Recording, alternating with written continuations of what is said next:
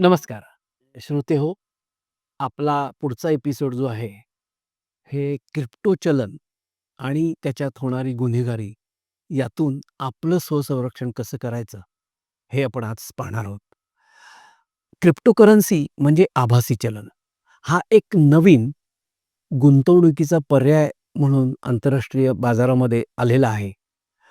मुख्यतः क्रिप्टो चलन याचा अर्थ असा, की एकदा ते क्रिप्टो चलन तुम्ही पैसे भरून विकत घेतले, की त्याच्यानंतर जसं बार्टर एक्सचेंज असतं, म्हणजे एखादी वस्तू एकमेकांमध्ये देवाण-घेवाण केली जाते आणि त्याच्याद्वारे व्यवहार पूर्ण केला जातो. तर ही ही नुसती डिजिटल आभासी चलन जे आहे, त्याचं एकमेकांमध्ये जो ट्रान्सफर झाला, की तो व्यवहार पूर्ण झाला, असं मानण्यात येतं.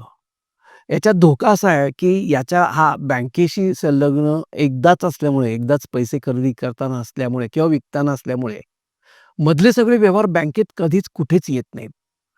तर कुठे जातात? तर याची थोडक्यात अशी कल्पना आपण घेऊयात, की हे क्रिप्टो चलन म्हणजे काय? तर एन्क्रिप्शन टेक्नॉलॉजी म्हणजे काय?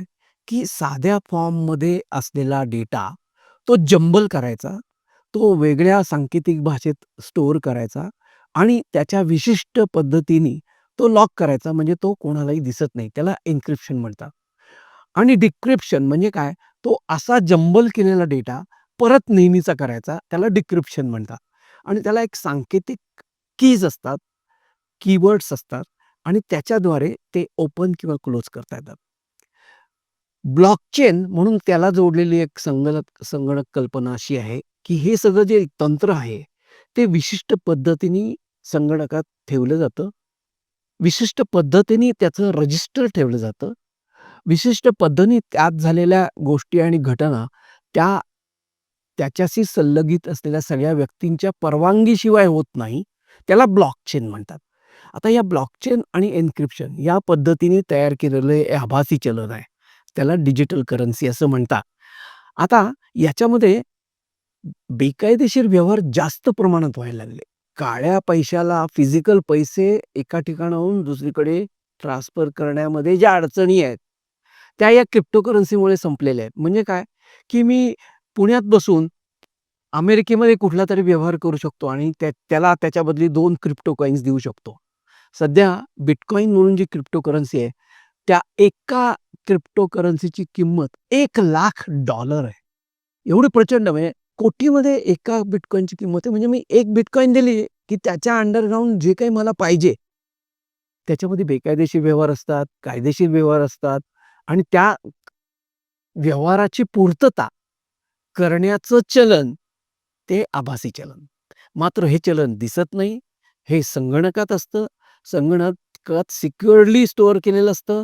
ठराविक लोकांनाच त्याचाच ॲक्सेस असतो.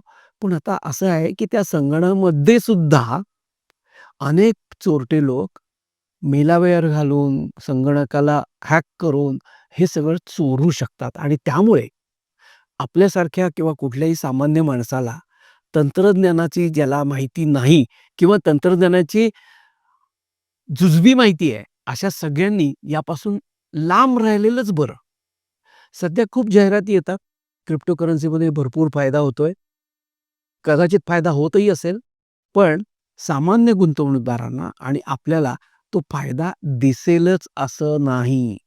कारण जरी त्याच्या किमती वाढल्या आणि जरी त्याच्या किमती वाढत असलेल्या तुम्ही ज्याच्याकडनं घेतले त्यांनी दाखवल्या, तरी ते कुठे बँकेत नाहीयेत, डीमॅट खात्यात नाहीयेत, कुठल्याही सेबी रजिस्टर किंवा याच्या कुठल्याही यंत्रणेमध्ये ते दिसत नाहीये. त्यामुळे ह्याच्यामध्ये खूप धोके आहेत आणि त्यामुळे याच्यामध्ये गुंतवणूक करताना खूप काळजी घेण्याची गरज आहे. याच्यात परतावा खूप मिळतोय हे बरोबर आहे. परतावा जास्त मिळायची शक्यता कारण त्याची किंमतच आकाशी वाढत चाललेली आहे. कारण कॅशमध्ये व्यवहार करायला इतका उत्तम दुसरा पर्याय नाहीये. सोनं-चांदी सुद्धा आता खूप महाग व्हायला लागलंय. सोनं-चांदी कॅरी करणं पण आता धोक्याचं झालेलं आहे. त्यामुळे हे लोकं बरेचदा वळतात.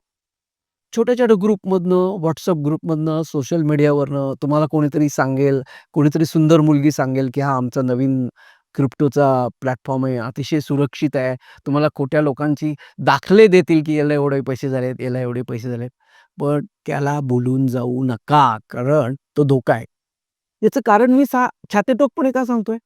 तर नुकतंच CoinDCX म्हणून जी क्रिप्टो कंपनी आहे, त्यांना प्रचंड मोठं नुकसान झालं. त्यांच्या कॉइन्स चोरल्या गेल्या आणि त्यांच्या सगळ्या ग्राहकांना त्यामुळे जबरदस्त जवळ 400 कोटीचा फटका बसलाय.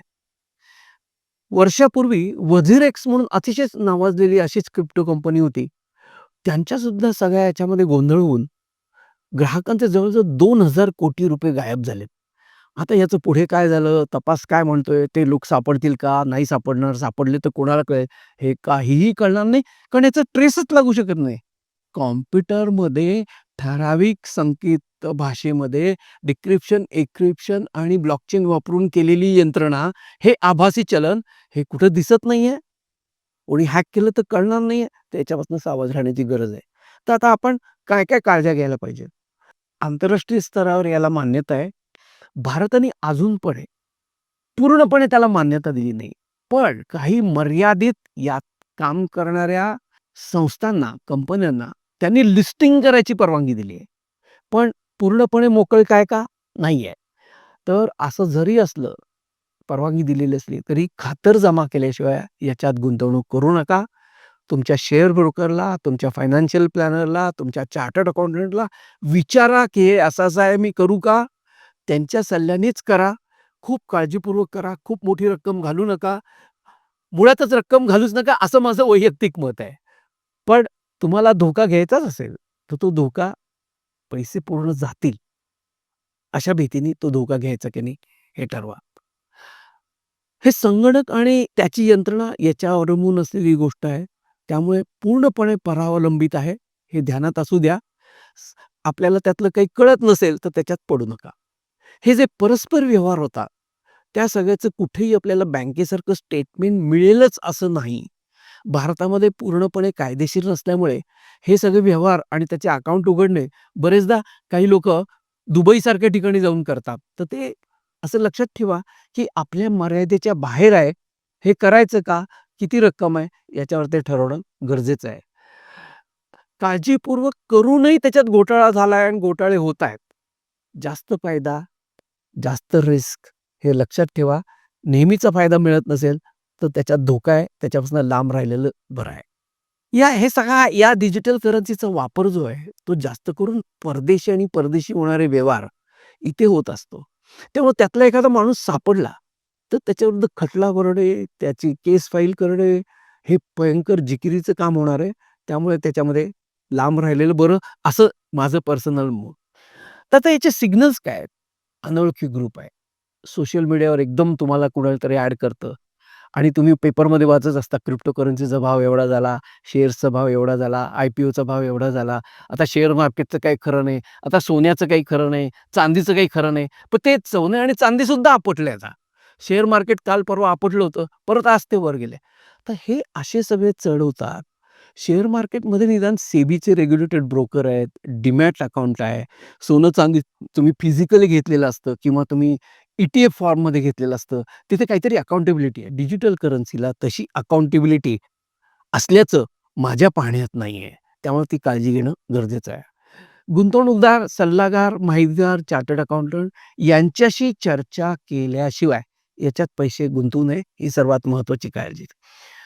चुकून याच्यामध्ये तुम्ही फसवला गेला, तुमचे पैसे गेले, तर 1930 1930 किंवा 1945 1945 या नंबरला तातडीने फोन करा.